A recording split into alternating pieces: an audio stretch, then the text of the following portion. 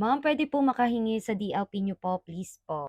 Hi teachers, hi future LPTs, hi public teacher. Kumusta, kumusta? At ayun na nga, sabi ko nga sa inyo, good news! Kasi available na po itong mga lesson plan and PowerPoint na mga ginamit ko po sa DepEd Ranking and Classroom Observations. At dito nga dinagdag ko na rin yung mga TRF na sinagot namin dati at yung mga pertinent papers. So dito, share ko sa inyo yung lesson plan, PowerPoint yung mga ginamit ko sa DepEd Ranking. Ngayon lang sa COT ko as a permanent teacher and yung mga COT ko nung sub-teacher ako. Kung gusto niyo pong mag-avail, i-chat niyo lang po, mag-PM po kayo dito sa Kuresita Teacher Nika. So, meron po tayong magre-reply sa inyo dyan. Syempre, meron tayong assistant. Charis!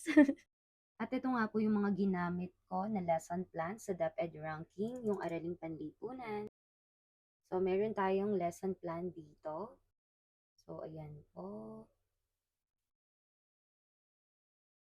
And nilagay ko na nga rin dito yung PowerPoint na ginamit ko po.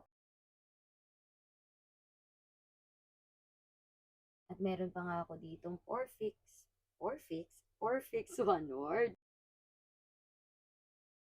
Nandito din po yung ginamit ko na lesson plan sa math. Ngayon lang, nung nagpa-ranking po ako dito sa San Fernando.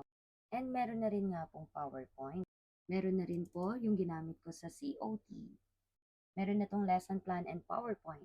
And even yung mga classroom observation po, nung sub-teacher po ako. Meron na rin po ditong pertinent papers. So, ayan po. Meron na rin pong TRF. At yun nga po, paalala lang, kung ano lang po yung available, yun lang po. Hindi po ako gumagawa pa ng lesson plan and PowerPoint po. Halimbawa, kung may request po kayo na topic, ganyan, hindi ko pa po yun magagawa. Pero malay natin. So yun, yung mga lesson plan po, yung mga ginamit ko. Meron na rin pong TRF and pertinent papers. Kung gusto nyo pong mag-avail, chat nyo lang po to sa Blue app, Cruzita Teacher Nika. Thank you po.